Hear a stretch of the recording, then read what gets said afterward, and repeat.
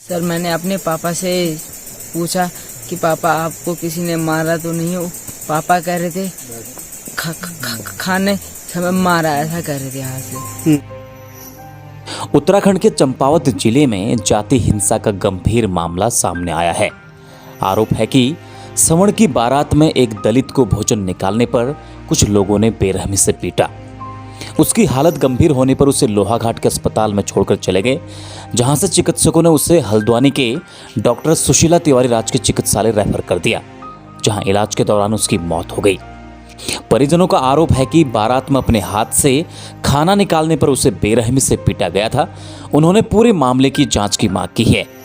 मैं किशोर ह्यूमन और आज हम जट्टा डुंगरा गांव के ब्लॉक पार्टी के और ज़िला चंपावत में पहुंचे हैं। आप सामने एक परिवार आपको दिखेगा।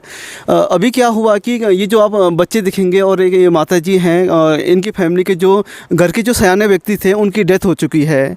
दरअसल मामला ये है कि यहाँ पर एक इनके पड़ोस गाँव में एक शादी थी और शादी में इन्वाइट किया गया था, लेकिन जब शादी के दूसरे दिन या तीसरे दिन ये पता चला कि उनकी अचानक डेथ हो गई है।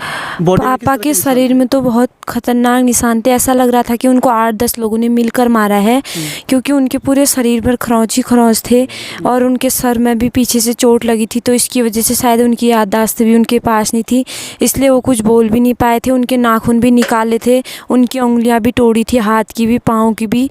बहुत ख़राब स्थिति की थी उनकी। तो इसलिए हमको तो ऐसा लग रहा है कि उनको किसी ने मारा ही है, क्योंकि जब मम्मी के लिए फ़ोन आया तो वो लोगों ने सीधे वहाँ से केदारनाथ से वहाँ लोहाघाट पहुँचा दिया। उन्होंने पहले मम्मी को वहाँ क्यों नहीं बुलाया, सबसे पहले हम उनसे ये पूछ रहे हैं। ये सूचना आपको किसने दी थी कि भी आपके पापा के साथ ऐसा हो गया? किसने सूचना? पता नहीं, एक का फ़ोन आया था, हमको उसका नाम नहीं पता, लेकिन वो था केदारनाथ का ही, इसलिए उसने हमको अपना नाम नहीं बताया। और हमको लग रहा है कि उसने ही पापा को वहाँ 108 के जरिए लोहाघाट पहुँचाया होगा। लेकिन वो लोहाघाट जब मम्मी गई तो पापा अकेले थे और नग्न अवस्था में थे बिल्कुल, उनके साथ कोई भी नहीं था। अगर मैं अपनी ओर से कह रही हूँ, अगर वो व्यक्ति जो भी था उसको कुछ भी हमारा दर्द लगा होगा, पापा तड़पते हुए दिखे होंगे या कुछ भी है, तो वो मम्मी के आने तक तो वहाँ रुका रहता, कहता कि हाँ ये तुम्हारे पति हैं, मुझे वो वहाँ मिले थे, इनकी ऐसी हालत हुई थी इसलिए मैं हॉस्पिटल लाया, अब तुम लोग दिखा लेना। लेकिन उस पापा के साथ वहाँ कोई नहीं था।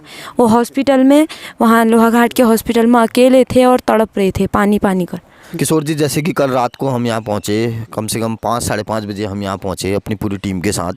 और उसके बाद हमने जो प्रशासन है, प्रशासन को कॉल की और रात में 9 साढ़े 9 बजे के टाइम में खुद हमारे कप्तान साहब, एसपी साहब यहाँ पहुँचे और उन्होंने मामले को पीड़ित परिवार से मिले और उन्होंने हमें आश्वासन दिया है कि जल्द से जल्द इसमें कार्रवाई की जाएगी। अगर यह मामला, इसमें कोई दोषी है तो दोषियों को सज़ा दी जाएगी। और प्रशासन कोऑपरेट कर रहा है, लेकिन अब धीरे धीरे पता चलेगा कि कितना कोऑपरेट कर रहा है। और कल एसपी सर पहुँचे थे, एसओ साहब पहुँचे थे, पुलिस टीम पहुँची थी और उनका कहना था कि अगर कोई इसमें दोषी है तो दोषी को हम सज़ा दिलाएंगे। इस परिवार की जो कंडीशन है बहुत बुरी है। आप इनका घर देख सकते हैं, घर दिखाइए आप इनका घर देख सकते हैं कि कितनी बुरी कंडीशन है। 2 बच्चे हैं इनका, एक बच्चा इनका 9 साल का है, एक बच्चा 13 साल का है, एक लड़की इनकी 15 साल की है।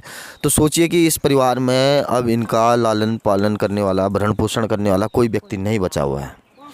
तो शासन प्रशासन को ये चीज़ ज़्यादा संज्ञान में लेनी चाहिए। खबरों में बने रहने के लिए न्यूज़ पीटीएस टीवी को सब्सक्राइब करें और बेल आइकन दबाएं, और साथ ही फेसबुक पर न्यूज़ पीटीएस टीवी पेज को लाइक या फॉलो करें।